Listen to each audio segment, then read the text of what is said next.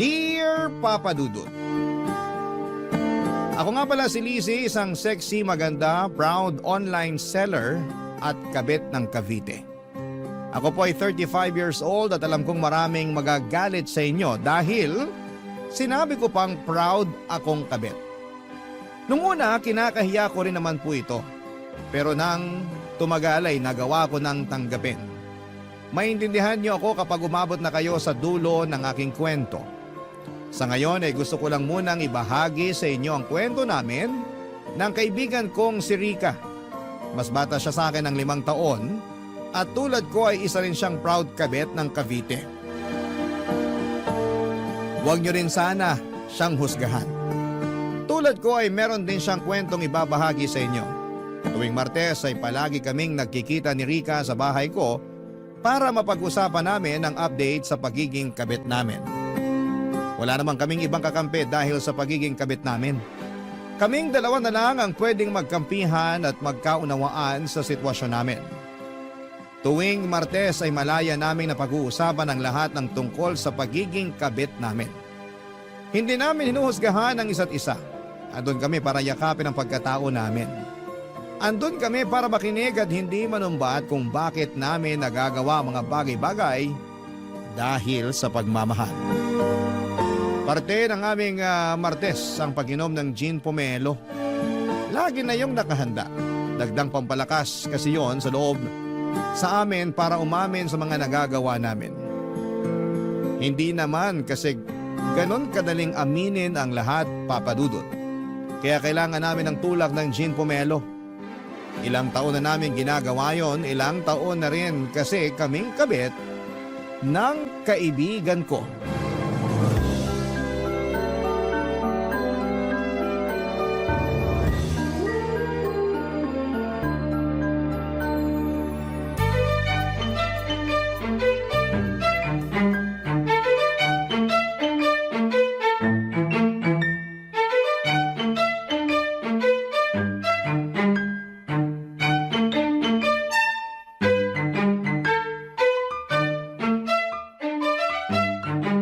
Naparami ang gawa ko ng gin pomelo ah.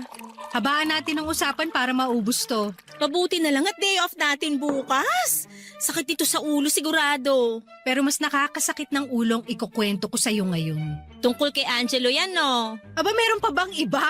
Kaya mo dinamihan tong gin pomelo kasi alam mo nang mahaba-haba talaga ang usapan. Gets mo na yun?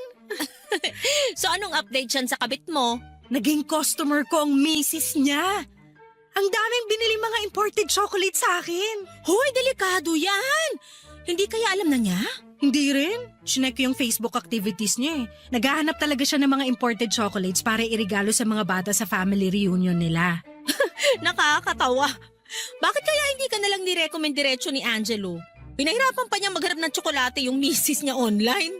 Parang sinasadya nga ng tadhana na idiretso na sa akin yung misis ni Angelo. Parang may gustong patunayan sa akin. Parang gusto na akong patigilin sa pagiging kabit ko. Ang tanong, titigil ka ba? Syempre hindi. Hindi naman ako nahuli. Pero alam mo na konsensya ako ng slight ha. Teka, nasusobrahan ka na yata sa gin pomelo ah. Tinatamahan ka na ng konsensya eh. Loka? Ay, kasi naman, mabait naman pala yung asawa ni Angelo. Sobrang friendly. Sana man lang binigyan mo ng discount yung mga binili niya sa'yo para pang bawas kasalanan sa kanya. Ginawa ko na yan. Ayaw tanggapin yung discount. Alam daw niya na mahirap magnegosyo. Dinagdagan pa nga yung bayad sa akin. Naaliw daw siya sa akin eh. Maaliw pa kaya siya kapag nalaman niyang ikaw ang kabit ng asawa niya? Hindi niya malalaman. Binlock ko na siya sa Facebook after niya magbayad sa akin. Para ka namang scammer niyan. Nang block after magbayad ng biktima? Hindi ko naman siya ni-scam, no? Pinadala ko pa rin yung chocolates. Dinagdagan ko pa nga eh. Pero in-scam mo pa rin yung asawa niya. Kaya ka ng block. Ang linis mo ah! Hoy, di ko sinasabi yan ah. Bilang kabit na katulad mo, alam kong mansyado na rin ako. Ano naman update kay Harvey mo? Ayun, tagapayo pa rin tuwing nagkakaroon sila ng problema ng misis niya. Kabit na, love advisor pa? Sobrang swerte naman sa'yo ni Harvey. Ano ba raw yung problema na naman nila ng asawa niya? Nangangalabit daw si Harvey, panay daw ang tanggi ni Mrs. Nung umulit ng mga labit si Harvey, bigla raw siyang hinampas ng cellphone ni Mrs. Anong in-advise mo? Wala naman. Sabi ko kung kailangan niya ng makakalabit na hindi tatanggi, alam niya kung saan ang address ko. Yan ang gusto niya sa'yo eh. Very generous ka pagdating sa pangangalabit. Yun naman kasi ang role natin bilang mga kabet. Tayo ang taga-provide ng mga bagay na pinagdadamot na ng mga misis nila. Pero at the end of the day, doon pa rin naman sila umuwi. Yung mga asawa pa rin ang pinipili. At tayo, saka lang tayo pipiliin kapag wala na silang peace of mind dun sa mga misis nila. Pero aalis din sa atin kapag nagkaayos na sila. Dapat may sweldo tayo mga kabit. Hindi kaya biro maging kabit. Dapat may benefits din at 13th month pay. Kaso wala eh. Puro pagpapaasa lang at sama ng loob ang ibinibigay sa atin. Kahit hindi akinse at katapusan. Nag-cheers pa kaming muli sa iniinom naming gin pomelo. Pagtapos lang yon ng usapan namin at pagdadrama. Kapag umabot na kasi kami sa punto na naaawa na kami sa mga sarili namin bilang mga kabetay, saka namin yon ititigil sa pamamagitan ng pag-cheers. Pagkatapos noon ay may pag-uusapan na naman kaming iba. At kapag nararamdaman namin kulang pa at kailangan naming ituloy ang usapan tungkol sa mga kabit namin, saka kami magsasaling muli ng gin pomelo. At saka isa sa amin ang magbubukas ng topic sa mga kabit namin. Papadudot ganon ang naging cycle namin tuwing Martes. Sa loob ng ilang taon naming pagiging kabit papadudot, kasangga namin ni Rica ang isa't isa sa lahat ng bagay. Kami talaga ang magkakampi. Kami lang ang nagkakaintindihan. Nakilala ko at naging kaibigan si Rica noong nagtrabaho ako sa opisina nila. Nag-resign din naman ako dahil hindi ako yung tipo na gustong manatili sa loob ng opisina for more than 8 hours. Gusto ko ay hawak ko ang oras ko. Gusto ko ako ang boss ko. Kaya nag-resign ako at nagnegosyo na lamang. Maayos naman ang mga naging negosyo ko mula sa pagbebenta ng chocolates, beddings, mga class A na sapatos at bag. Isa rin akong agent para sa mga travel tours. Sideline ko rin ang pagbebenta ng insurance. Kontento naman ako sa tinatakbo ng career ko at nagpaka-busy ako sa mga trabaho ko para maiwasang isipin na isa lamang akong kabit. Kumbaga, escape ko ang trabaho ko sa realidad na isa akong kabit. Takas ko rin ang araw ng Martes kung saan ay nakakasama ko si Rica. Isang Martes ay may dinala at pinakilala sa akin si Rica, si Cherry. 25 years old katrabaho ni Rica at isa ring kabit, Papa Dudut.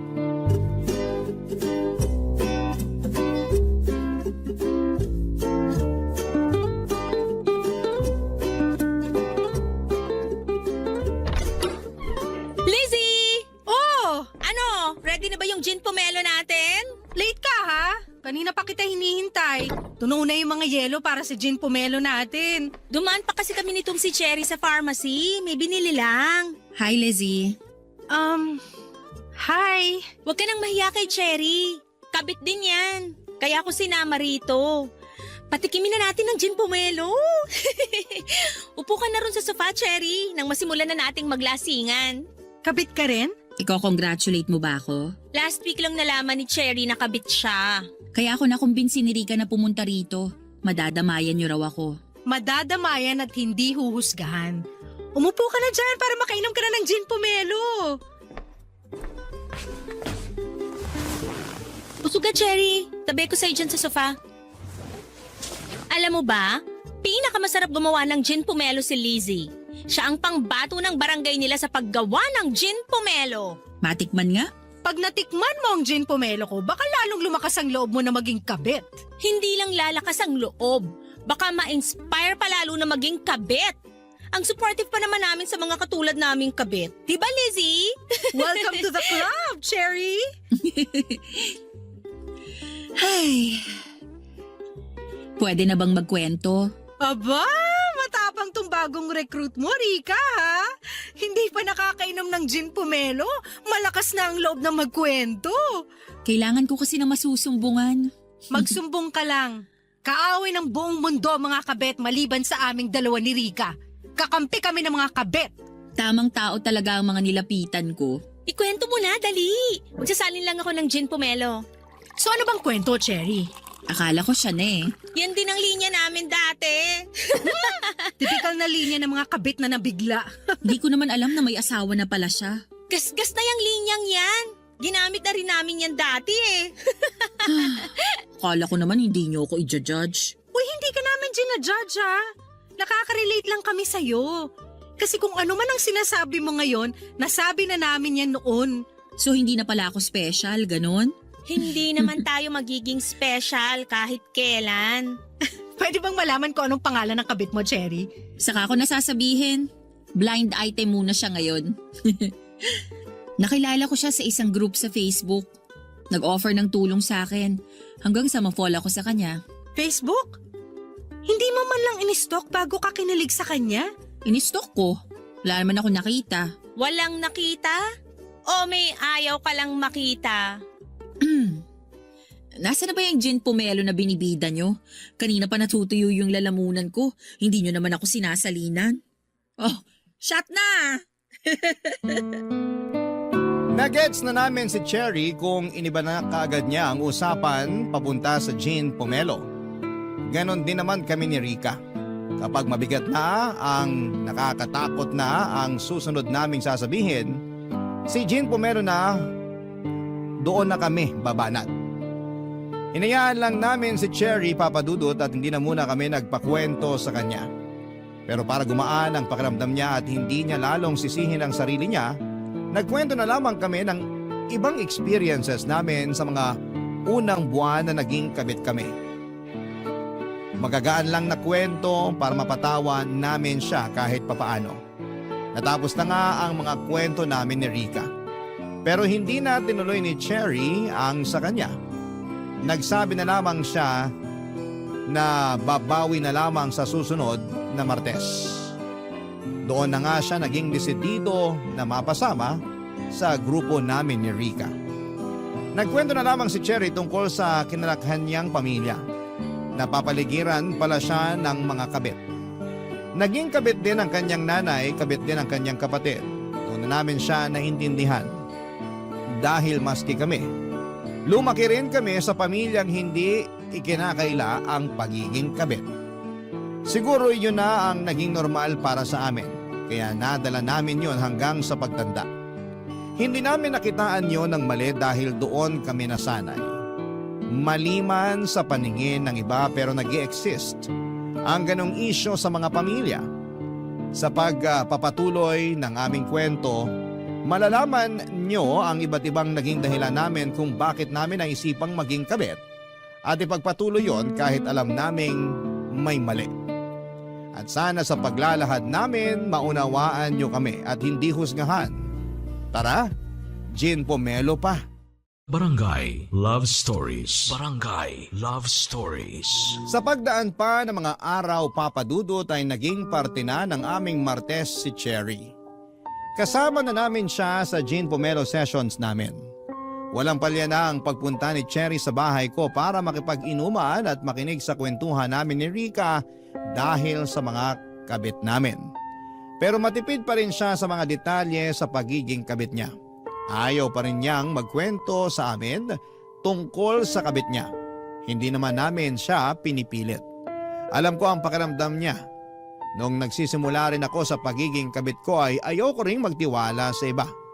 Ayaw kong subukang maghanap ng mga taong uunawa kung bakit yon ang landas na pinili ko. Hanggang sa dumating si Rika sa buhay ko. Pinakita niya sa akin na kahit kabit ako ay hindi naman ako sobrang samang tao. Yon ang balak naming ipaunawa kay Cherry. Na kahit kabit siya ay merong makikinig at uunawa sa kanya. Hindi siya aawayin at hindi siya huhusgahan. Papakinggan siya at ipaparamdam sa kanya na tao lamang siya para malito at magkamali. Pinaramdam namin sa kanya na kailangan lang niya ng mga tamang tao na makakaintindi nun.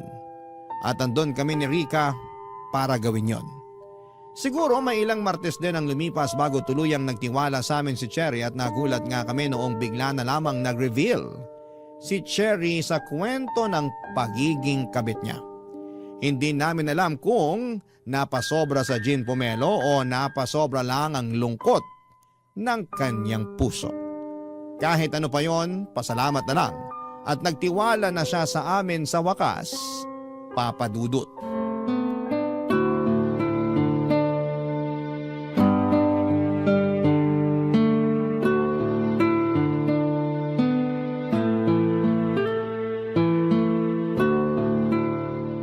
Kanina tumawag sa akin si Angelo.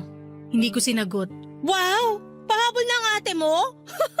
Ikaw na ba ang legal wife? Uy, kahit kabit ako, dapat rin akong hinahabol, no? Baka hinahabol ng panghuhusga.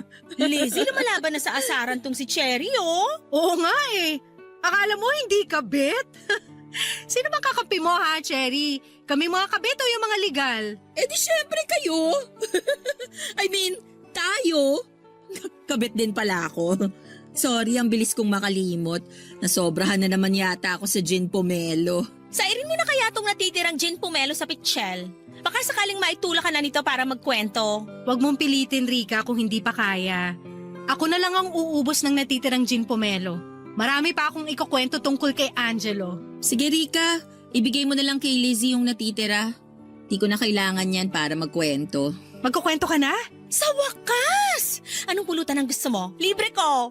Umaapaw na rin kasi itong nararamdaman ko. Parang makakaginhawa kapag nagkwento ko. Yan naman kasing sinasabi namin sa'yo dati pa. Ready na? Brian ang pangalan niya.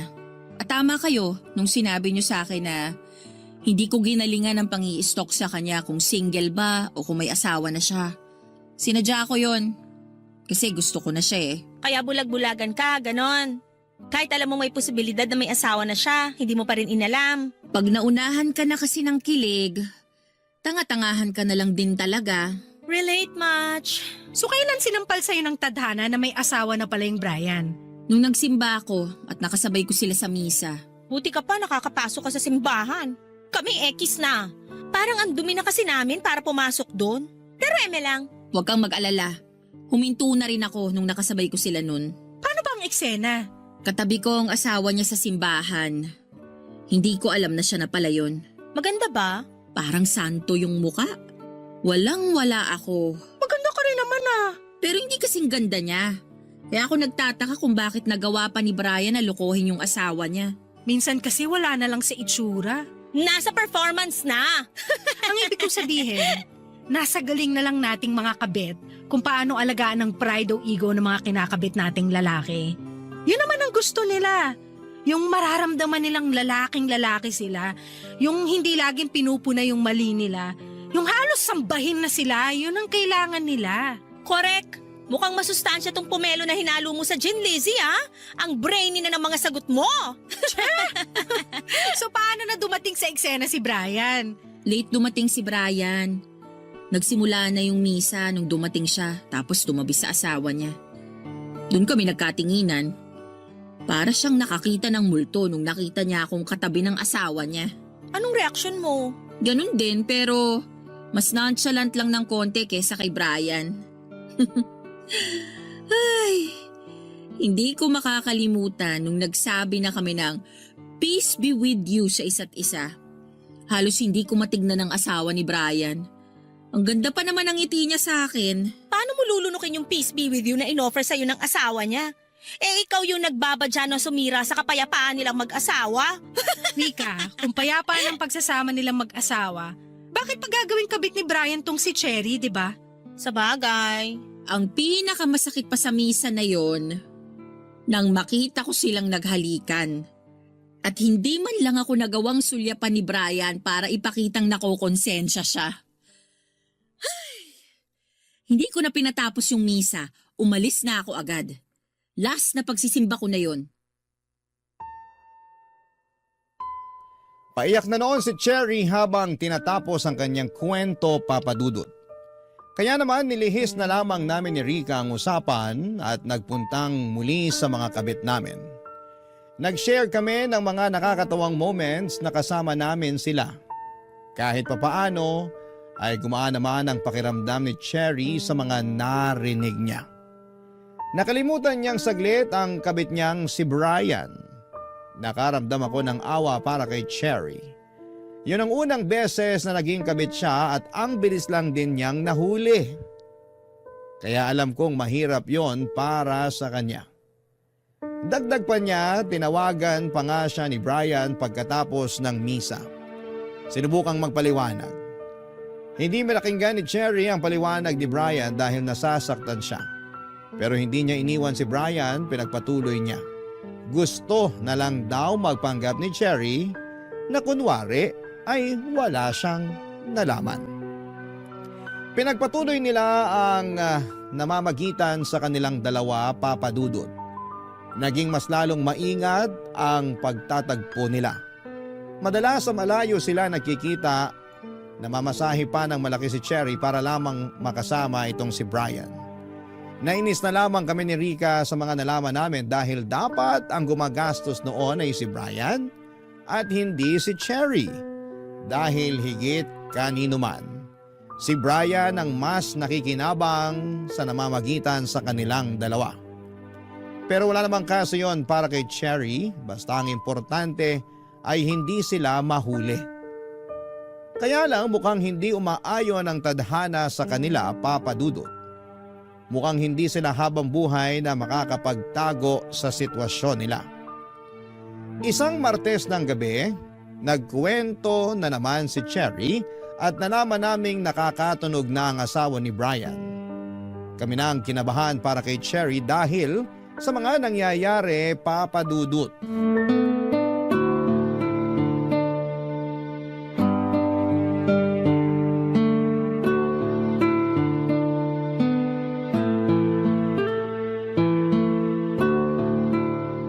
Mugto ang mga mata, Cherry ah. Mukhang nagkatampuhan kayo ng Prince Charming mo ah. Shut na! Hindi kami nagkatampuhan, pero malapit nang magkahulihan. Nakatunog na ba yung legal? Oo, Paano? Chika mo naman. kagabi ko pa to pinoproblema. Hindi ko alam ang gagawin ko. Mag-share ka sa amin para matulungan ka namin. Expert na kami sa pagiging kabit. Kung ano man na nangyari sa'yo, malamang na-experience na namin yan noon.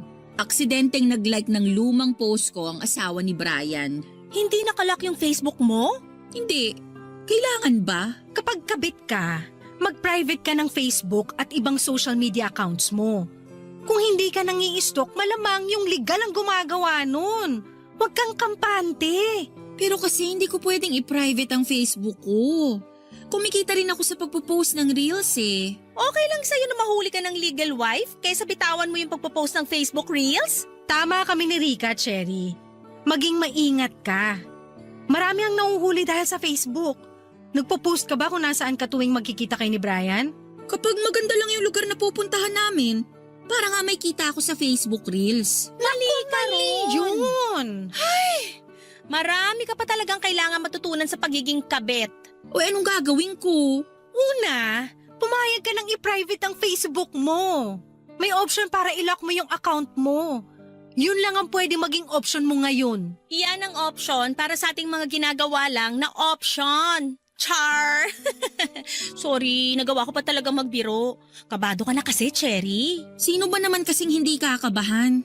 Ayoko magkabukingan. Maglaylo muna kayo ni Brian. Huwag muna kayo magkita. Pero sa malayo naman kami magkikita. Hindi kami mahahanap ng asawa niya. Kahit sa buwan nyo pa balak magkita, kapag ang legal nagduda, mahahanap pa rin niya kayo panigurado. Huwag nang matigas ang ulo, Cherry. Gets namin na hindi mo kayang kumawala kay Brian. Pero pag nagkahulihan, ikaw ang pinakadehado rito. Bakit ako? Dapat nga si Brian ang pinakamalintikan dito. Siya tong nanloloko ng asawa niya. Pero hindi yun nakikita ng mga tao. Para sa kanila, lalo na sa mga kapwa natin babae, tayong mga kabit ang pinakamali. Sa sobrang galit nila sa atin, wala na sila halos maiwang galit dun sa lalaking nagloloko. Maaabswelto pa bigla. Ang masakit dyan, papatawarin pa yung lalaki ng legal wife. Tapos tayong mga kabit, habang buhay niyang isusumpa. Parehas lang kami ni Brian na mali. Pero ikaw lang ang iiwan sa ere sa pagkakamaling yun. Kung magkahulihan man, pwede pang patawarin ng asawa niya si Brian. Pero ikaw, wala na. At habang buhay ka ng mansyado sa pagiging kabit mo. Kahit anong gawin mong pagbabago, kabit ka pa rin. Kabit pa rin ang tingin ng lahat sa'yo. Hindi para sa mahinang sikmura ang pagiging kabit, Cherry. Kaya dapat asahan mo nang wala kang magiging kakampi. Maliban sa amin. Kaya makinig ka sa mga payo namin dahil kami lang ang makakatulong sa'yo. Kami lang ang kakampi mo. Tahimik na ninamnam ni Cherry ang huling sinabi ko, Papa Dudut. Alam niyang mapait at mahirap na lunukin ang mga bagay na yon, pero kailangan. Natahimik na kaming tatlo pagkatapos noon. Wala ni isa sa amin ang nagsasalita. Nilantakan na lang namin, Papa Dudut, ang pulutan at sinaid na ang gin pomelo sa pitsil. Maya-maya pa'y narinig naming tumatawag si Brian sa cellphone ni Cherry. Pero hindi yon sinagot ni Cherry at natuwa kami ng palihim na nakita namin si Rika. At least natuto na kahit papaano si Cherry. Hanggang sa biglang nagsalita si Cherry at sinabi niyang hindi muna siya magpapakita kay Brian. At pagkatapos noon ay nagpatulong siya sa amin kung paano ipaprivate ang kanyang Facebook account at ibang mga social media accounts. Gusto niyang i-block ang asawa ni Brian pero inutos naming wag niyang gawin yon dahil mas lalo lang makakatunog ang legal wife niya. Papa Dudut, bigla ko naalala ang unang beses na naging kabit ako. Wala rin akong kaalam-alam noon, magaling magtago ang naging kabit ko. Gumamit pa nga siya ng ibang pangalan para hindi ko siya mahuli.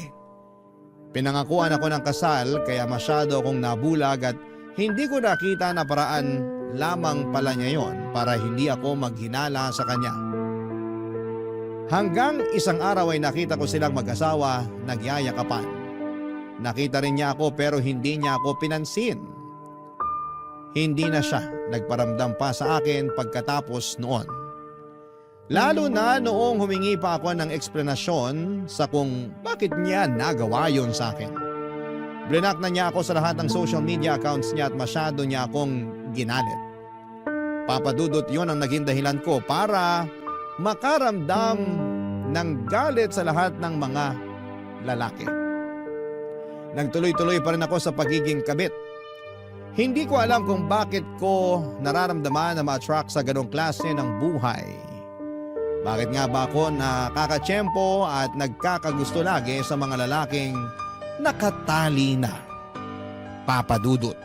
Barangay Love Stories. Barangay Love Stories. Makalipas ang ilang araw at linggo ay hindi na muling nagkwento pa si Cherry sa amin tungkol kay Brian.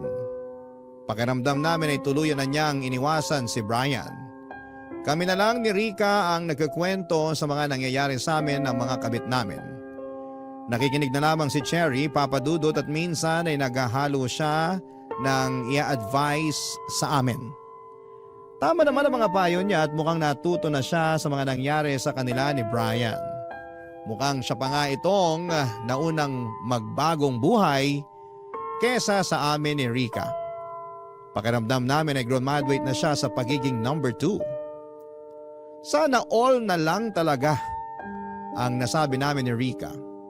Pero masaya naman kami para sa bunso naming recruit. At least, hindi siya nalubog sa pagiging kabit tulad namin ni Rika na ilang taon nang umaasang kami ang pipiliin ng mga kinakabit namin. Pero wala namang nangyayaring ganon. Ilusyon lang namin yon. Papa Dudut, nagbalik sa normal ang lahat, payapa nang muli ang lahat.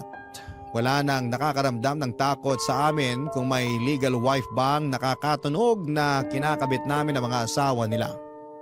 Na-enjoy na namin ng todo ang gin pomelo sessions namin. Na-enjoy namin magkakasama ang araw ng Martes. Hanggang isang Lunes ay tumawag sa amin si Cherry, Papa Dudut. Baka raw pwedeng mag-gin pomelo session na kami kahit na hindi pa Martes. Ayaw namin ni Rica dahil tradisyon na nga ang Martes at hindi yon pwedeng ilipat ng Lunes. Kaya lang ay sinabi niyang hindi na raw makakapaghintay ang ibabalita niya sa amin, Papa Dudut. Kaya naman pumayag na kaming agahan ang Gin Pomelo session namin. Pinakaunang nakarating ng bahay ko si Cherry, mukhang atat na siyang sabihin ang nangyari sa kanya. Sumunod namang dumating si Rica at hinanda ko na ang Gin Pomelo nang makompleto na kaming tatlo, Papa Dudut.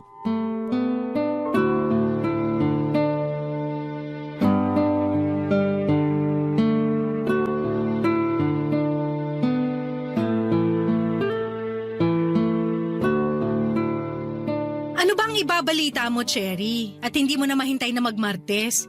Isang tulog na lang, oh. Gandahan mo yung ibabalita mo, ha? In-adjust namin yung gin pomelo session para sa'yo. Good news or bad news ba yan? Para alam ko kung dadagdagan ko ng gin yung inumin. Good news!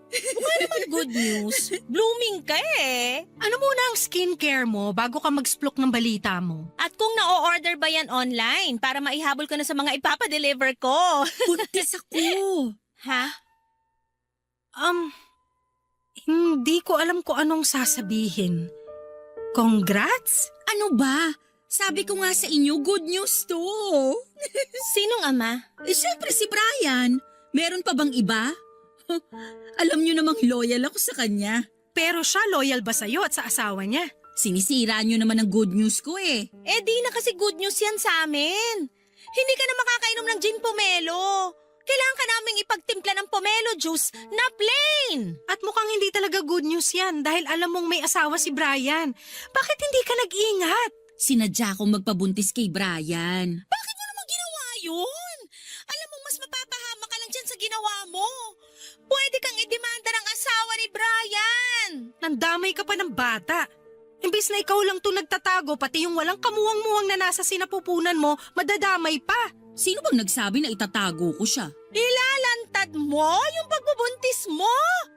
Bakit kaya hindi ka nalang magkusang pumunta sa presinto para magpakulong? Walang ganyang ganap na mangyayari. Cherry, kabit ka! Hindi na ako magiging kabit.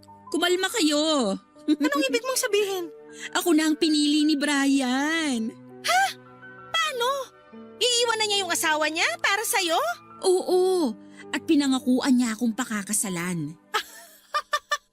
At naniwala ka? Bakit naman hindi? Ramdam kong saya niya nung sinabi ko sa kanya na buntis na ako. Madali lang pekein ng saya. Lalo na sa mga manlolokong kagaya ni Brian. Hindi man luloko si Brian. Bulag-bulagan na naman, girl! Ginawa ka niyang kabit! May asawa siya! Hindi pa ba panloloko yun? Akala ko ba walang manghuhusga kapag may gin pomelo session? Sorry ka, Lunes ngayon kaya hindi counted to. I-judge ka namin lalo na at may sanggol ng involved. Ang gusto lang naman naming sabihin... Huwag na kayong magsalita kung i-judge nyo lang ako. Parehas lang naman kayong mga kabit, kaya huwag kayong magmalinis. Ang kinaibahan ko lang sa inyo, pinili ako. At kayo, hindi. Parang nanapak ang huling sinabi ni Cherry, Papa Dudut. Pagkatapos noon ay nagmadali na siyang umalis at binalibag pa ang pinto ko. Pinagbigyan na lang namin dahil baka nga nadadala lamang siya ng emosyon. Lalo't kalat na ang hormones niya dala ng ipinagbubuntis nito. Natahimik na nga lang kami pareho ni Rica pagkatapos noon. Hindi na namin tinuloy ang pag-inom ng gin pomelo at nilagay na lamang namin yon sa ref at saka nagpainit na lamang ako ng kanin. Yung pulutan namin, inulam na lang namin, nagtagal pa saglit si Rica sa bahay. Hindi na namin pinag-usapan pang muli si Cherry at nanood kami ng pelikula at natsyempo para tungkol sa mga kabit ang napili namin. 12:00 na ng hating gabi nang umalis si Rica sa bahay. Hanggang sa pag-uwi niya ay hindi na namin napag-usapan ang mga nangyari. Kinabukasan ay wala pa ring paramdam si Cherry sa amin, Papa Dudut. Alam naming sumama ang loob niya dahil hindi namin siya nagawang kampihan. Naiintindihan namin siya. Pero sana ay naiintindihan din niya ang punto namin. Sa pagsapit nga ng Martes, Kahit kaming dalawa na lamang ni Rica ay tinuloy pa rin namin ang gin pomelo session namin. Kahit wala si Cherry ay ayos lang. Kami naman ni Rica ang nagsimula noon. Maagang pumunta si Rica, nagluto kami ng pulutan at nagkakatawanan pa kaming dalawa habang nagkikwento kami sa isa't isa ng mga update sa mga kabit namin. Pagkatapos naming magluto ng pulutan ay nagtungo na kami sa sala para magsimula ng uminom. Gumawa kami ng bagong gin pomelo at nilabas pa rin namin yung tinimpla ko noong Lunes na hindi namin nainom dahil naunahan ng pagdadrama ni Cherry. Pagkatapos noon, Papa Dudut ay nag-back to normal na kami ni Rica.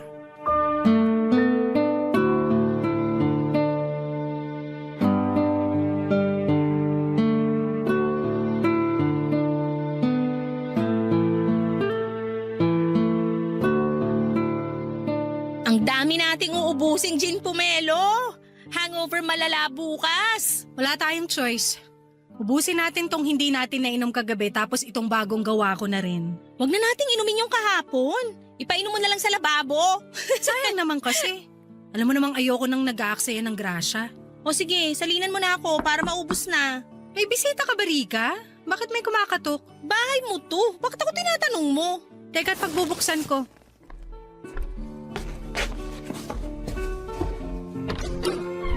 Cherry! Welcome pa ba ako rito? Oo naman! Halika, pumasok ka!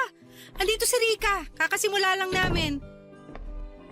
Cherry, ano ginagawa mo rito? Maupo ka para komportable kayo ng baby mo. Salamat, Rica. Alokin sana kita ng gin pomelo pero may karga ka na.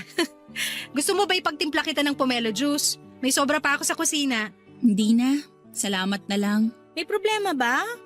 Bakit parang ang lungkot mo? Tama kayo. Manluloko si Brian. Ay, gusto talaga kitang alokin ng gin pomelo. Ay! Mamulutan ka na lang, Cherry. Ano bang nangyari?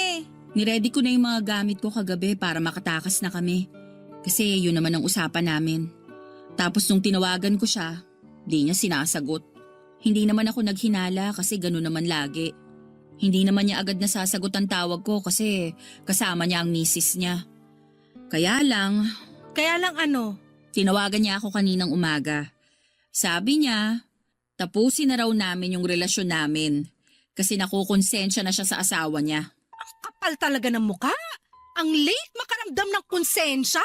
Nagmakaawa ako sa kanya na kahit patago na lang ulit kami, basta wag niya lang akong iwan kasi hindi ko alam kung anong gagawin ko. Lalo't buntis ako ngayon. Anong sinabi niya? Ayaw niyang panindigan yung pinagbubuntis ko. Sabi niya, baka naman daw meron pa akong ibang kabit at gusto ko lang ipaako sa kanya. Linyahan ng mga lalaking takot sa responsibilidad. Hindi na nakakagulat. Ano na ang plano mo ngayon? Maghahabol ka pa ba? Kasi kung ako lang, ayoko na maghabol. Hinabol ko siya eh. Kaso tinakot niya ako. Sinabi niyang isusumbong daw niya ako sa asawa niya at sasabihing stalker niya ako. Ang kapal ng mukha talaga. Nagawa pang magdagdag ng kasalanan. Nakakagigil. May plano ka bang isumbong siya sa asawa niya o magsumbong sa mga pulis? Wala naman akong magiging laban. Tama naman kayo eh. Walang kakampi sa mga kabit na katulad ko. Kakampi mo kami. Kung ano man ang mapagdesisyonan mo, susuportahan at tutulungan ka namin. Sasamahan ka namin magsumbong sa asawa niya kung makakatulong yun para sa inyong mag-ina. Bahala na. Hindi ka namin papabayaan. Salamat pero ayoko na. Hindi ko na lang sila lalapitan. Kawawa lang kami ng magiging anak ko kung masasangkot pa ako sa gulo. Kaya ko naman to. Kaya mo talaga. At tutulungan ka namin. Hindi mo kailangan ng lalaking walang kayang gawin kundi magloko. May karma rin sa kanya lalo't tinalikuran niyang pagiging ama niya. Magtitirik ako ng kandila bukas para mapaaga ang karma niyang lalaking yan. Leslie, Rica, Ano yon? Anong kailangan mo? pwede niyo ba akong ikuha ng mangga at alamang? Natatakam kasi ako eh. Kami pa magbabalat para sa'yo.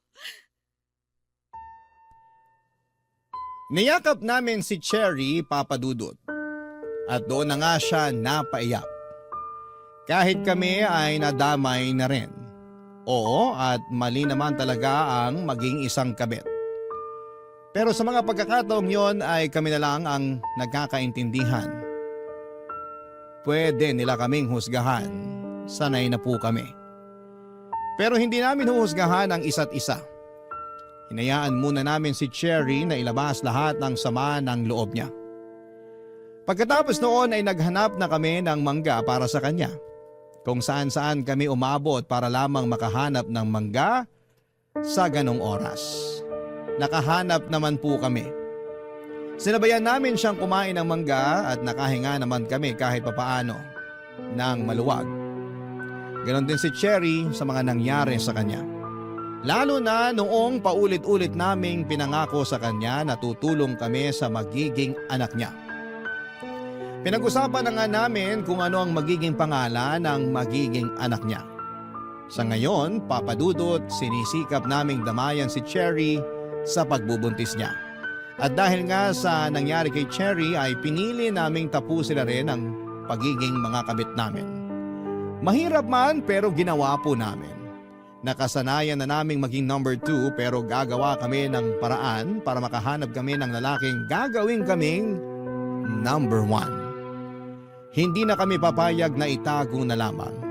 Hindi na kami papayag na pipiliin lang kapag may problema sila ng asawa nila.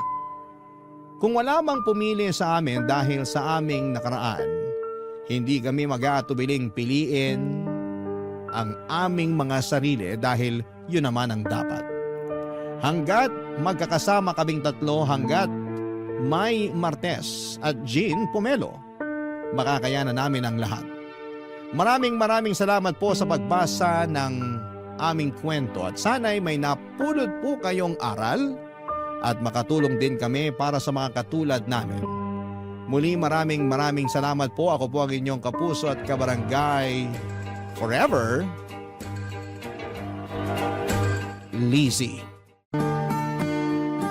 Dear Papa Dudut, ako nga pala si Kim, 30 anyos at gusto ko lang ibahagi sa inyo ang kwento namin ng mga magulang ko. Parehong 60 years old na ang mga magulang ko, Papa Dudut. Ako lang ang naging anak nila, 40 years silang kasal at para sa iba yun na ang definisyon ng forever at panghabang buhay. Sa ganong edad nila at estado sa relasyon, alangan namang isipin pa nilang magkahiwalay at humanap ng iba. Pero nagkamali ako, Papa Dudut. Posible pala yun. Isang araw ay may nahuli ako. Nahuli ko ang nanay kong may kabit. Ang masaklap pa rito, kinabit niya ang ninong June ko. Hindi ito alam ni tatay, Papa Dudut. Ako ang unang nakaalam na niloloko niya si tatay. Kakaiba kasi, ang napansin ko kay nanay, ilang araw bago ko sila mahuli. Panay ang pagpapaganda niya na hindi naman niya normal na ginagawa. Galit nga siya sa makeup at kahit pabango ay nakakuriputan pa niyang bilhin. Pero isang araw ay kinaibigan niya ang makeup at pabango. Bukod pa doon ay naririnig ko rin siyang may kausap lagi sa cellphone. Pero ginagawa lamang ngayon tuwing umaalis si tatay at madalas ay sa banyo yayon ginagawa. Minsan may nakapagsabi rin sa akin na nakita nila si nanay na may kasamang kumakain sa isang malayong fast food sa lugar namin. Hindi ako naniwala noong una pero noong minsang napatambay ako sa fast food na yon, doon ko nakumpirmang kabit nga niya si Ninong June. Nakita ko silang naglalambingan at panay ang tingin sa paligid sa takot na baka may makahuli sa kanila, Papa Dudut. Mabuti na lamang at magaling ako magtago. Hindi nila ako nakita at galit na galit ako noon habang naglalandian sila. Hindi ko mapigilang makaramdam ng awa kay tatay. Kaya naman pag-uwi ko ng bahay, nakapagplano na ako ng gagawin, Papa Dudut.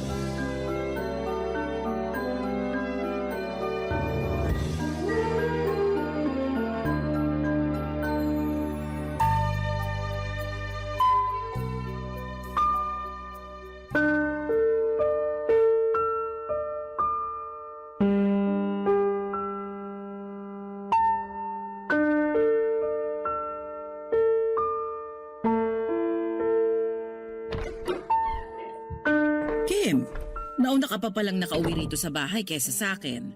Dumating na ba ang tatay mo? Hindi pa. Kumain ka na ba? Hindi pa. Teka, ipagluluto muna kita para makakain ka na. Hindi ka ba kakain, Nay? Ay, hindi na. Kumain na ako kanina bago ako umuwi. Mukhang busog na busog kayo ah. Oo nga eh. Naparami yung lanta ko ng fries kanina. Mukha naman. Halata pa sa tiyan nyo. At sa ngiti nyo. Ganon ba yon? Nahahalata sa ngiti ang pagkabusog? Bago yun ah. Mukha naman kasing busog kayo. Busog kayo sa paglalandi. Ano? Saan ka ba talaga totoong nabusog, Nay? Sa fries o sa landi? Ano sinasabi mo riyan? Mabuti pa tulungan mo na lang ako sa kusina para makakain ka na. Hindi talaga sumagot. Ano naman ang isasagot ko? Hindi ko nga maintindihan ang tanong mo. Hindi maintindihan o gusto mo lang takasan? Bakit hindi mo na lang ako diretsahin, Kim? Napagod ako sa pag-commute pa uwi rito. Huwag mo akong simulan. Eh mapapagod ka talagang mag-commute. Ang layo ba naman dito ng fast food na kinainan nyo ni Ninong June kanina? Anong sabi mo? Nay, kung si tatay maluloko mo, ibahin mo ko. Alam ko nang namamagitan sa inyo ni Ninong June. Hindi ko alam ang sinasabi mo. Halika na sa kusina para... Sumagot ka, Nay! Huwag mo akong sigawan! Nanay mo ko! At anak mo ako. Kaya kailangan ko ng paliwanag kung bakit nagagawa mo kaming lokohin ni tatay. Huwag mo akong kausapin ng ganyan. Wala kang karapatan. Mas lalo kang walang karapatan para sirain ang pamilyang to. Ano bang gusto mong sabihin ko?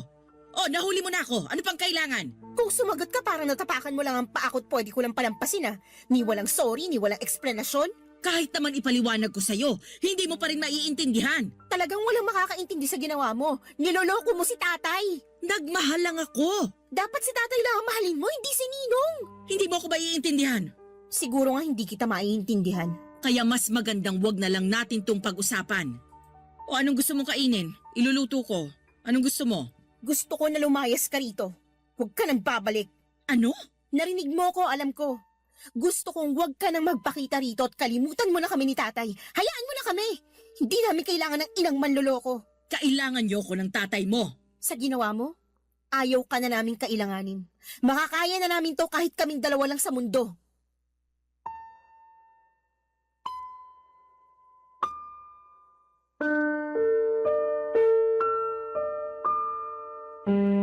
Papadudod hindi makapaniwala si nanay sa mga sinabi ko. Akala niya ata ay nadadala lamang ako ng emosyon. Akala niya hindi seryoso ang pagpapalayas ko sa kanya.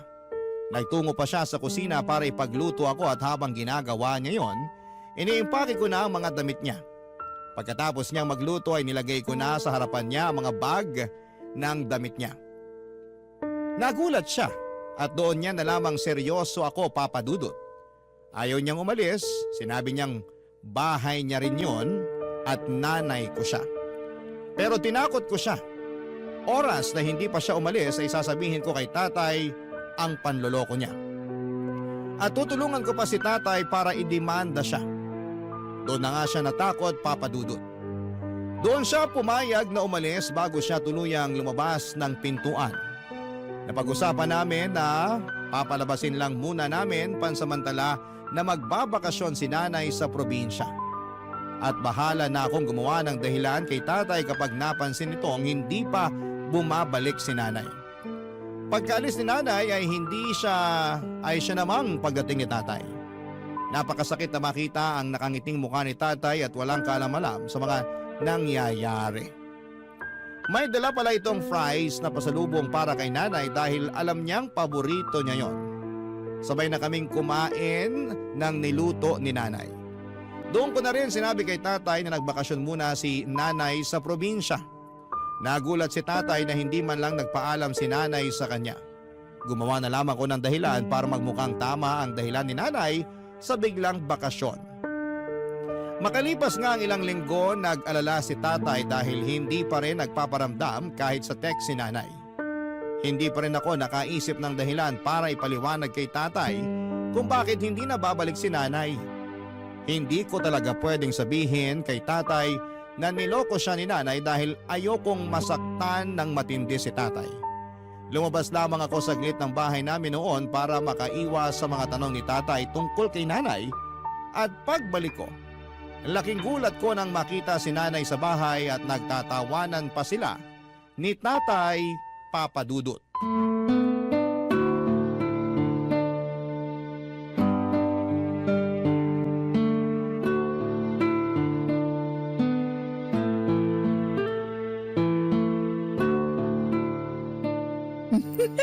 Namiss ko ang tawa mo, darling. Mabuti at naisipan mo nang umuwi. Tay? Nay? Kim, andyan ka na pala. Sakto ang uwi mo. Kakarating lang kanina ng nanay mo. May pasalubong pa sa atin na fries at chicharon.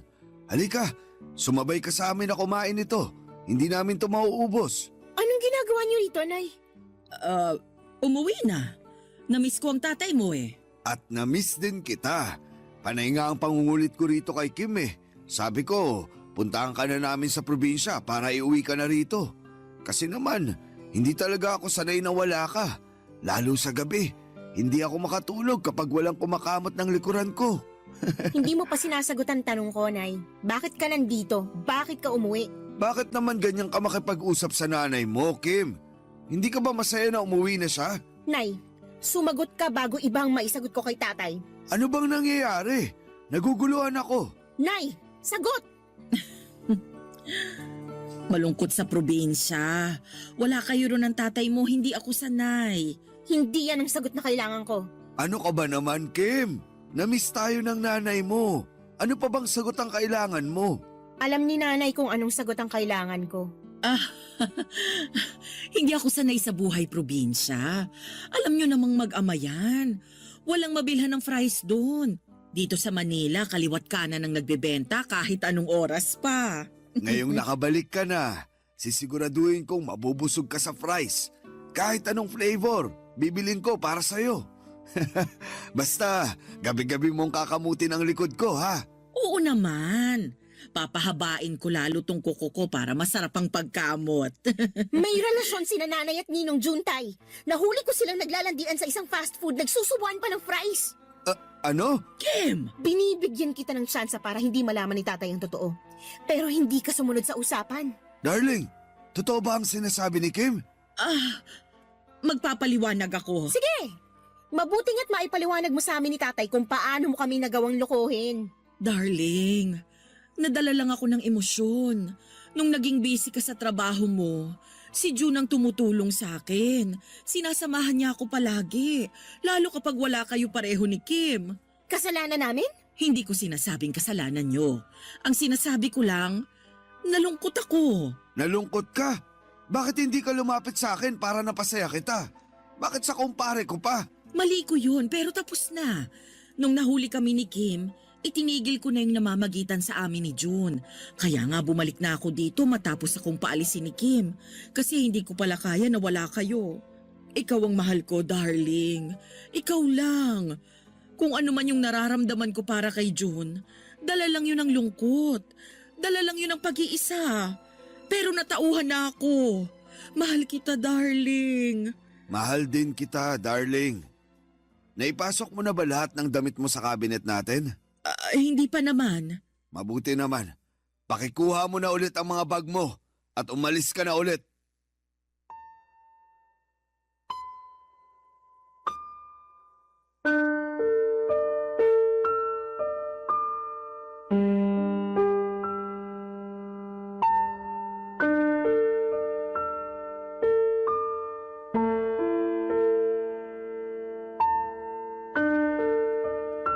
Papadudot na gulat kaming pareho ni nanay sa mga sinabi ni tatay.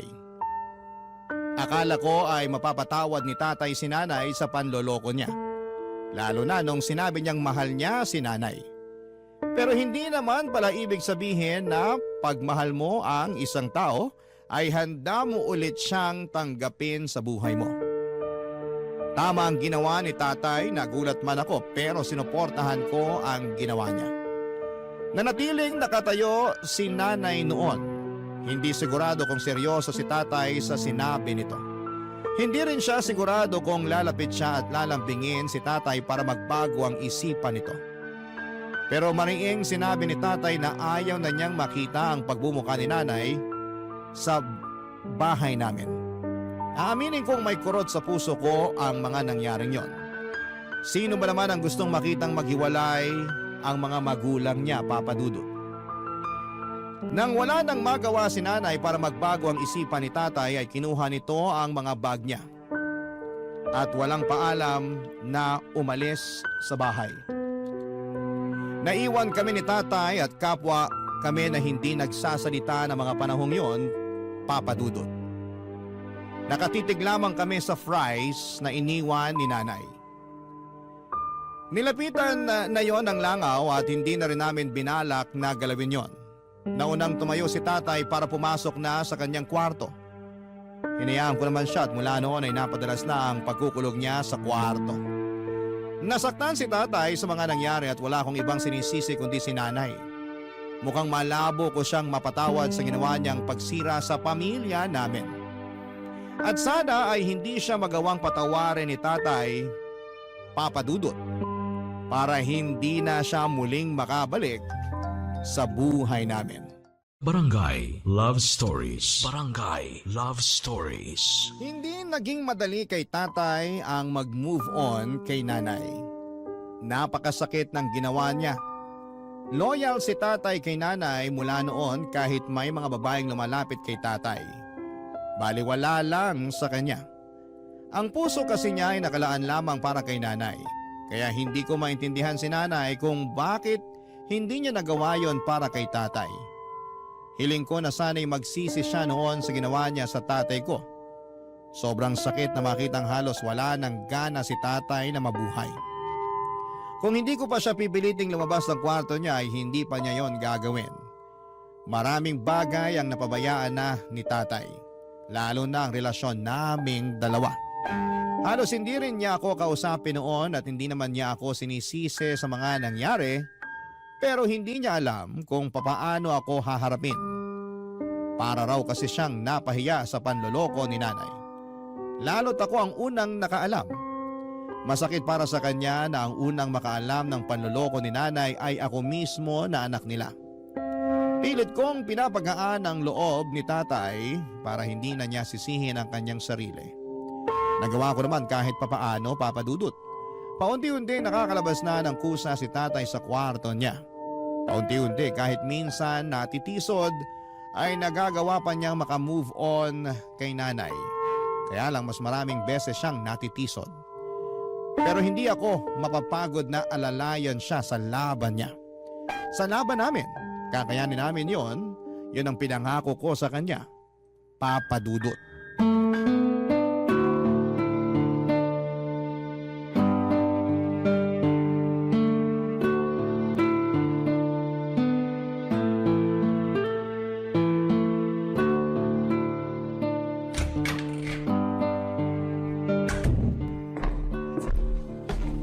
Kim, Tay, mabuti naman lumabas na kayo ng kwarto nyo. Gutom na po ba kayo? ano bang ulam? Nagluto ako ng adobo. Nilagyan ko ng maraming itlog pugo kasi paborito nyo yan, di ba? Salamat anak. Ipaghahanda ko na po ba kayo? Mamayang konti. Gusto ko lang maupo muna at makaharap ka. Maupo na po kayo. Gusto nyo ba ng maiinom? Hindi na anak. Upo lang talaga ako. Sabihin nyo lang po kung may kailangan kayo Salamat ulit anak ha. Sa lahat-lahat. Aba, parang lumabas lang yata kayo ng kwarto para mag-practice ng mala-teleserye yung pagdadrama. Hindi na rin naman magandang nakakulong sa kwarto. Parang mas malungkot pa nga ron eh. Andun halos lahat ang alaala ng nanay mo. Di ba wala naman na pong gamit si nanay doon? O may natira pa? Hayaan nyo, mamaya habang kumakain kayo liligpitin ko na para maipadala na agad sa kanya. Wala naman na ata siyang natirang gamit. Puro na lang alaala ang natira. At mas nakakalungkot yun. Ay, Tay, ayos lang po ba kayo? hindi ako ayos. Pero at least ngayon, natatanggap ko na ang sitwasyon namin ng nanay mo. Hindi ka na ba niya tinatawagan? Mula nung minura ko siya nung Sabado, hindi na siya ulit sumubok na magparamdam. Sana pala dati mo pa siya minura. Napuno na rin ako. Hindi ko na kinaya pang magpasensya. Imbis na makalimutan ko na siya at ang ginawa niya, lapit pa rin siya ng lapit. Pinapahirapan pa niya ako lalo. Lilipas din yan, Tay. Magtutulungan tayo. Sana nga bumilis na ang paglipas nito para makabalik na ako sa dati. Alam niyo kung anong magpapabilis sa pag-move on ninyo? Alak, Babae! babae at alak. Doon muna tayo sa babae. Ayoko masira ang atay niyo sa alak. Ayoko na ng babae. Sisirain naman niya ng puso ko. Grabehan namang hugot yan. Basta, ayoko niyan. Ibang solusyon na lang. Makakatulong kasi para makalimutan niyo na si nanay kung bubuksan niyo ulit ang puso niyo para sa iba. Malay niyo, may makilala kayo na mas okay kaysa kay nanay. Hindi ka ba kinikilabutan na nirereto mo ako sa iba? Bakit naman po ako kikilabutan? Gusto ko ngang mabura na sa puso mo si nanay, kaya nirereto kita sa iba. Ewan ko. Parang hindi naman ako naghahanap. Gusto ko lang ng ibang pagkakaabalahan para mawala sa isip ko ang nanay mo. Pagkaabalahan niyo ng panliligaw. Maliban dyan. Ay, paano kaya kung tumulong ako sa talyer ng Tio Austin mo? Ay, wag doon. Bakit naman? Bihira ang babaeng dumadaan dun eh.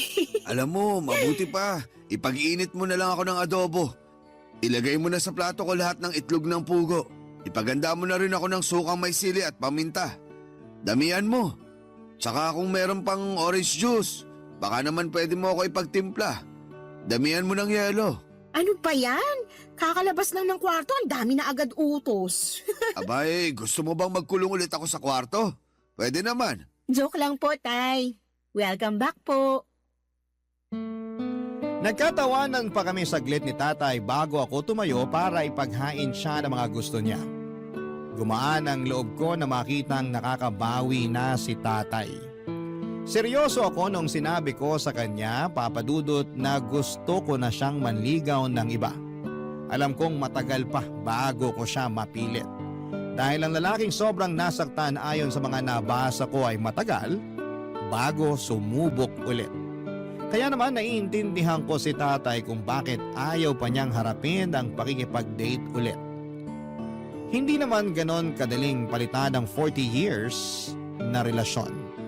At higit sa lahat ay hindi ganon kadali na magtiwala after kang sirain ng isang taong akala mong panghabang buhay mo nang makakasama. Naintindihan ko siya pero sana'y maisip niyang tama rin ang buksan ang mga mata at puso para sa iba. Sa pagdaan ng mga araw at linggo ay hindi na nagkukulong pa si tatay sa kwarto. Nagbalik trabaho na rin siya at tuwing day off naman niya ay nagtutungo siya sa talyer ni Tio Austin para tumulong doon at magpalipas ng oras. Yun na, Papa Dudut, ang naging routine niya. Hanggang isang araw ay tuluyan nang naka-move on si tatay. Paano ko ba nasabi? Nag-aayos na siyang muli. Ilang beses ko na siyang nahuli na pakanta-kanta pa sa harapan ng salamin. Madalas din itong nakatingin sa kanyang cellphone. Halatang may kachat.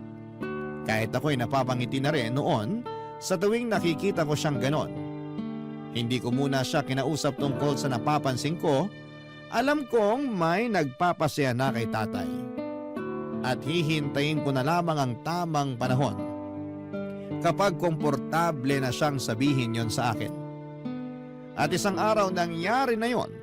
Malaya na niyang sinabi sa akin na malaya na ang puso niya kay nanay. May nakilala na siyang iba, Papa Dudut.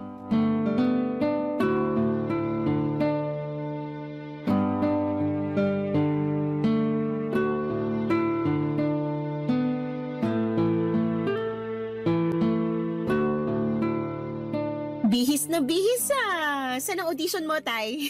Huwag mo nang pansinin ang damit ko. Baka mausog. Paano namang mauusog ang damit mo? Kakabagin ba? Lawayan ko na lang pag ganon. Puro kabiro. Tingnan mo na nga lang kung bagay ang pantalon ko sa suot kong sapatos. Bagay naman. Hindi ka ba nagbibiro? Ayoko magmukhang tanga mamaya. Ano bang meron? Wala naman. Pupunta ka ba sa talyer ni Tio Austin? Sa ganitong forma ko, pupunta lang ako ng talyer niya. Eh, saan ka nga pupunta kasi? Basta. Hula ko may kadate ka. Ha, sabi na eh. Hindi ka naman magpapabango ng pagkatapang-tapang kung hindi ka pupunta sa date. Masyado bang matapang ang pabango ko? Oo eh. Hindi bagay sa sapatos mo yung amoy ng pabango mo. Magpapalit na lang ako ng damit. Wag na, maporma na yan. Kukupas din naman yung pabango mo. Sana. Sumakay ka na lang ng tricycle tapos magpaikot-ikot ka dito sa barangay natin hanggang sa maitaboy ng hangin yung pabango mo. Tapos saka mo napuntahan yung kadate mo. Huwag mo akong biruin. Importante tong date ko. Ano ba? Masyado bang masangsang ang pabango ko? Ayos lang, Tay. Diyan natin matitesting kung may second date pa kayo ng nililigawan mo. Hindi ko siya nililigawan. Eh bakit kayo magde-date? Kasi nobya ko na siya. Wow! Abay ako sa kasal nyo ah. Ikaw ang flower girl. Kailan mo ba siya ipapakilala sa akin? Tsaka na siguro. Kapag kaya mo nang kontrolin yung matabil mong dila. Magpa-practice ako mamaya. Magdamag. Mukhang aabutin ka ng 1 taong practice. Wala akong tiwala na magagawa mong pakalmayin yung dila mo sa loob lang ng 1 araw. Ouch ha? Walang tiwala sa unika-iha mo? Kaya ko to. Lalo may goal ako na makilalang bagong stepmother ko. Mag-usap na lang tayo mamaya. Malilate na ako.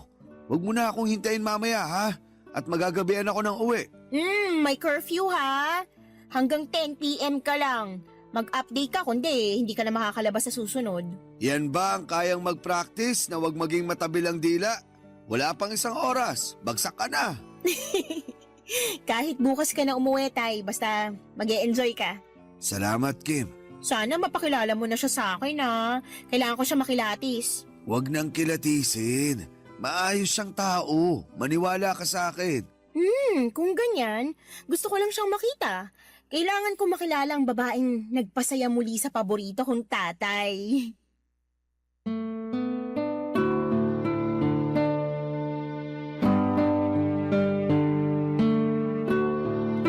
Papadudot nginitian ako ni tatay sa huling sinabi ko. Napansin kong parang naluluha pa siya pero nagawa niyang kontrolin. Sa huli ay natusan ko na rin siyang magpalit ng polo. Masyadong masangsang ang amoy ng pabango niya. Baka yun pa ang maging dahilan ng hiwalayan nila ng girlfriend niya. Hindi naman ako papayag. Hindi ko pa nga nakikilala nang makapagpalit na nga si tatay nagmadali na itong umalis. At nang makalabas siya ng bahay, agad ako nag-text sa kanya at binilinan siya tungkol sa mga babae. Baka sakaling makatulong lang para lalong ma-inlove sa kanya ang kanyang bagong karelasyon. Sinabi ko na lagi niyang purihin ang itsura ng girlfriend niya. Huwag din niyang kakaligtaang makinig sa mga kwento ng girlfriend niya kahit gaano pa yon kahaba. Dapat siya rin ang magbayad sa mga date nila. Uso na nga ang equality pero iba pa rin sa pakiramdam na kayang mag-provide ng isang lalaki. Makalipas ang ilang araw dahil sa kakakulit ko kay tatay, ipinakilala na niya sa wakas ang bagong nagpapasaya sa kanya, si Tita Len. Mas bata lang si tatay sa kanya ng 5 taon. Mahiyain at mabait si Tita Len, malayo ang ugali nito kay nanay. Maayos naman siya sa amin at nakita kong nagpapasaya talaga si Tita Len sa buhay ni tatay. Doon ko na-realize na may kirot ng kaunti na makitang hindi na kami buong pamilya. Doon lang nag-sink in sa akin na nasa panibagong yugto na kami ng mga buhay namin, papadudot. Pero higit sa kirot, mas dama ko ang saya dahil sa wakas ay nakapag-move on na kaming pareho ni tatay kay nanay at sa mga ginawa nito sa amin. Yun ang simula namin at sana'y magtuloy-tuloy na sa tulong ni Tita Len. Barangay Love Stories. Barangay Love Stories. Nagtuloy-tuloy ang pagiging masiyahin ni tatay mula nang naging sila ni Tita Len. Hindi na nga ito halos sumuuwi noon ng bahay, papadudot. Mas madalas na itong nag-i-stay sa bahay ni Tita Len. Sabi naman kasi ni tatay, mas malapit sa trabaho niya ang bahay ni Tita Len, kaya doon siya madalas. Hindi lang kasi namin na nag-i-enjoy niyang makasama ang bago niyang GF. Hindi ko na lang kinontra. Hinayaan ko na lamang siya at umuwi lamang siya noon para maglambing sa akin para malabhan ko ang mga damit niya. Wala namang problema yon sa akin. Malit na bagay lamang yon. Gusto ko lang talagang makitang masaya siya at nangyayari na nga. Parang kailan lang ay halos hindi siya mapalabas sa kwarto. Tapos isang araw ay lagi na lamang itong nasa labas ng bahay para kitain ang GF niya. Isang araw, hinintay ko ang pagbabalik ni tatay. Gusto ko siyang kausapin tungkol sa bala kong setup namin. Nami-miss ko rin kasi siya na makasama. Halos isang beses na nga lang sa isang linggo kung umuwi siya at para pa yon sa paghahatid niya ng labada. Muli ay wala akong reklamo sa mga labada niya, masaya ako para sa kanya. Kaya lang ay gusto ko silang makasamang dalawa ni Tita Len sa bahay palagi. Kaya gusto ko na ayain na niya si Tita Len na tumira sa bahay namin para naman may panahon pa ako para makilala ang GF ni tatay. Sa text ko lang kasi madalas nakakausap si Tita Len at parang nabibitin ako doon. Gusto kong makilala pa siya at para mas makilala siya, gusto ko na siyang makasama sa iisang bubong kasama si tatay Papa Dudut.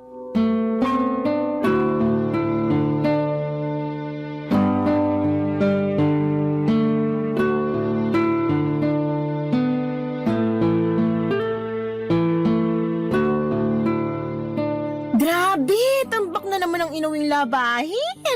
Naparami ako ng palit. Nag-out of town kasi kami ni Tita Len mo. Eh di sana all. Magnobyo ka na rin kasi. Para hindi ka sana all ng sana all dyan. Sana all lang ako ng sana all pero sa totoo lang, wala naman talaga akong pakialam. Ayaw mo lang magkaroon ng nobyo. Ay nako, kaya ako nagsana all kasi gusto ko sumama rin sa inyo ni Tita Len sa mga pa-out of town ninyo. Eh bakit ka sasama? Istorbo ka pa sa lambingan naming dalawa. Eh kung ayaw niyo ako isama sa out of town niyo, edi dito na lang kayo tumira sa bahay. Ang ayos naman ng segue mo, anak. Ang tagal ko na kasing gustong sabihin sa inyo to, Tay. Kaya lang, hindi ko naman kayo matsyempohan. Lagi kayong wala dito sa bahay. Pasensya ka na talaga kung paminsan-minsan na lang ang uwi ko rito. Ang Tita Len mo kasi, gusto lagi akong kasama. At gusto ko rin sana kayong makasama. Kaya sana, kung pwede, para ayos ang lahat, magsama-sama na lang tayo dito sa bahay. Parang alanganin, anak. Oh, bakit naman alanganin, Tay? Saan mo ba gustong tumira? Sa bahay ni Tita Len? Ayaw mo na ba rito sa bahay natin? Ang ibig kong sabihin, parang alanganin pa ako na magsama kaming dalawa sa iisang bubong. Ah, bakit naman alanganin? Eh halos araw-araw na nga kayo magkasama. Hindi pa ba masasabing nagli-live-in na kayo? Ayoko lang sigurong matawag na ganun. Tsaka nagsisimula pa lang naman kaming dalawa. Normal lang naman siguro yung halos araw-araw ako ron. Pag naglaon, baka manawa rin ako at umuwi na rito palagi. Tay, 60 years old ka na, hindi na kayo mga teenager. Walang masama kung magsasama na kayo. Mas advisable pa nga eh. Ewan ko, tsaka na natin pag-usapan. Hindi ako komportable. Parang alam ko na kung bakit. Ano na naman ba ang ibibintang mo? Dahil ba kay nanay? Bakit naman naisingit mo pa ang nanay mo sa usapan? Baka lang kasi kaya ka naiilang na dalhin dito si Tita Len dahil minsan naging bahay to ni nanay. Baka. Pero Tay, isang taon na rin namang wala si nanay dito. Naitaboy na siguro natin lahat ng mga alaala niya rito, no? Wala nang bahid si nanay dito. Kaya iuwi mo na si Tita Len. May blessing kayo sa akin. Susubukan ko siyang kausapin. Pero hindi ako makakapangako. Kasi parang alanganin talaga eh. O sige, hindi ko na kayo pipilitin. Salamat anak. Pero kung pwede kayong konsensyahin. Ano na naman yan? Lagi na lang kasi ako naiiwang mag-isa rito eh. Wala na nga akong nanay, wala pa akong tatay. At natuloy na nga ang pangungonsensya. Napakagaling. Kasi naman lagi na lang ako mag-isa rito. Sa una lang pala masaya. Habang tumatagal, nakakatakot na. Hayaan mo, dadalasan ko na ang pag-uwi ko rito. At sana kasama mo na si Tita Len noon. Maasahan ko ba yun, Tay? Hindi mo talaga ako titigilan hanggat hindi ako pumapayag, no? Hindi talaga. Ay, ayusin mo ang paglalaba mo ng damit ko. Pag-iisipan ko ang paglilibin namin ng nobya ko. Dapat pumayag ka na, ha? Kasi kung hindi, pagsasamahin ko mga puti mo sa dekolor. Bago pa man natapos ang paglalaba ko ay napilit ko na si tatay na pumayag na doon na sila tumira sa bahay. Wala kasing saya sa pakiramdam. May makakasama na akong muli, Papa Dudut. At higit sa lahat ay pakiramdam ko sa tulong ni Tita Len ay madadagdagan ng saya sa bahay namin. Sa presensya niya, feeling ko ay parang kompleto na muli ang pamilya ko. Basta pumayag lamang sila. Nakita ni tatay kung gaano ako kasaya noon. Kaya hindi na niya binawi ang sinabi niya. Kinulit ko pa nga siya para tawagan si Tita Len. Tinawagan naman ni tatay at sinabi ang plano naming dalawa. Ginanahan tuloy akong tapusin ang maagang labada ko para mapag-usapan na namin ni tatay ang plano sa paglipat ni Tita Len sa bahay. After ko maglaba ay nilista ko na kaagad lahat ng kailangan sa paglipat ng GF ni tatay sa bahay namin. Hindi ko sinayang ang oras. Inayos ko kaagad ang bahay para hindi naman nakakahiya kay Tita Len kapag dumating siya. Umalis ulit si tatay para kausapin na raw ang nobya niyang ililive-in niya. Nagkatuksuhan pa kaming dalawa bago siya umalis. Ilang araw na hindi umuwi si tatay dahil marahil inaasikaso nila ni Tita Len ang mga gamit niya sa paglilipat. Kinuha kong pagkakataon yon para makapag-ayos na ng buong bahay. Inuna kong iayos ang kwarto ni tatay. Sinigurado kong walang kahit ni isang naiwang gamit doon si nanay. Gusto ko siyempreng maging komportable si Tita Len. Mabilis lamang ako natapos. Nakahinga ako ng maluwag nang mabura ko na ng tuluyan ang lahat ng alaala ni nanay sa bahay. Pagkatapos noon ay tumawag si tatay para sabihing pauwi na siya. Makalipas nga ang 2 oras ay kumatok na si tatay sa pinto, Papa Dudut.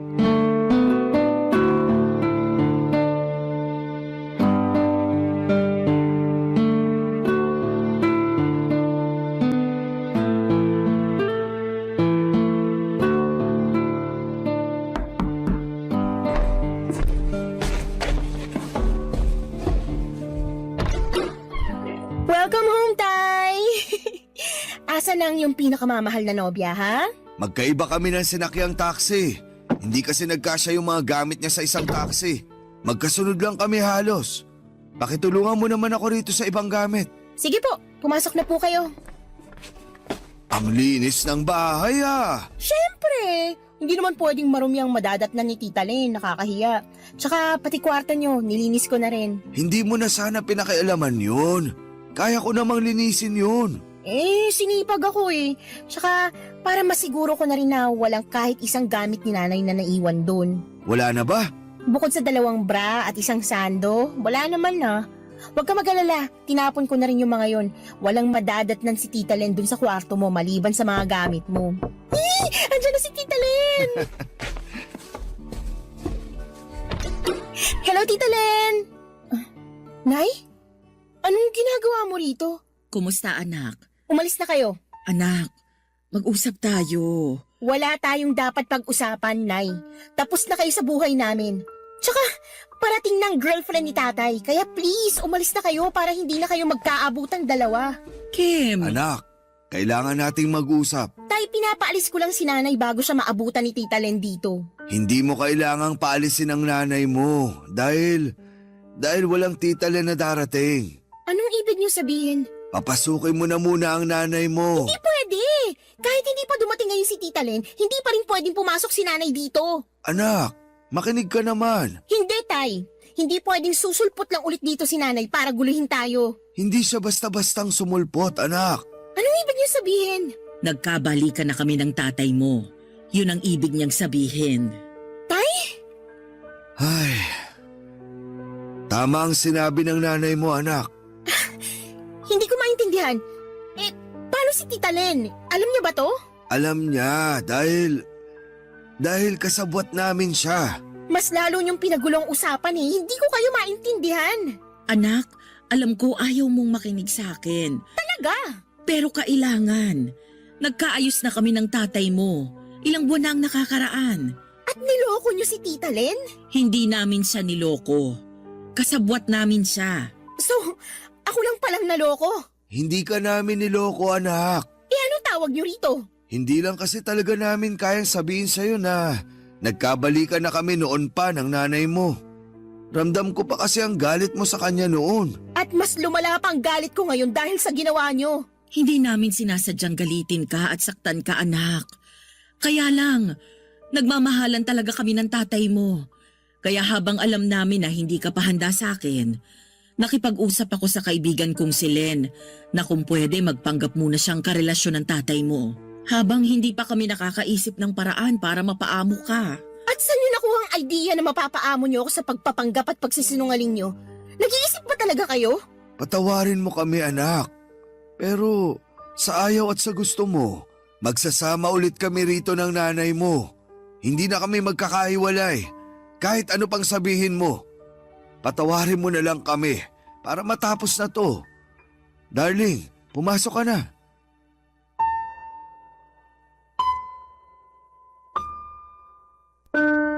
Para akong ninakawan ng lakas ng mga oras na yon, Papa Dudut. Wala ko nagawa kahit nakaharang na ako noon sa pinto para hindi makapasok si nanay. Dalawa na sila ni tatay na magkakampi. Ano pang laban ko? Tahimik ko silang pinagmasdang dalawa habang nagtutulungan sa pagpasok ng mga gamit ni nanay sa kwarto nila. Halos maiyak na ako noon sa kinakatayuan ko.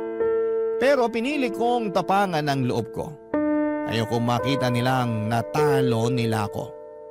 Nang tuluyang makapasok silang dalawa sa kwarto ay nagmadali naman akong lumabas ng bahay para takasan ang galit ko sa kanila.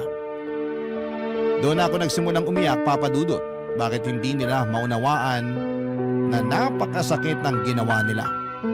Para akong trinaydor ng mga magulang ko. Ang sakit lang isipin, masama ang loob ko kay tatay lalo't ako pa naman ang naging kakampi niya ng mga panahong ginupo siya ng sakit sa pagtataksil ni nanay. Tapos ngayon, ako naman ang pinagtaksilan nilang dalawa. Bakit nila nagawa yon sa akin? Hindi ko maintindihan at hindi ko kayang tanggapin. Sa ngayon ay wala na akong nagawa nang bumalik si nanay sa bahay.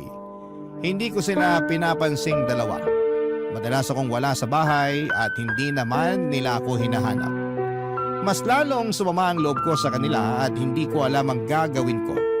Hirap akong magpatawad lalo't dalawa na silang nakagawa ng mali sa akin. Hindi ko pa nga magawang makalimutan ang ginawang panloloko ni nanay kay tatay tapos nadagdagan na naman sila ng bagong ikakasama ko ng loob. Ano po ba ang dapat kong gawin sa sitwasyon ko? Sana'y matulungan niyo ako, Papa Dudut, at hindi ko na rin kasi alam ang gagawin. Sana sa tulong ng number 1 ninyong programa ay malaman ko ang gagawin ko. Sana po ay makapagdesisyon na ako ng maayos sa dapat kong gawin sa aming pamilya. Maraming salamat po. Ang inyong forever kapuso at kabarangay, Kim.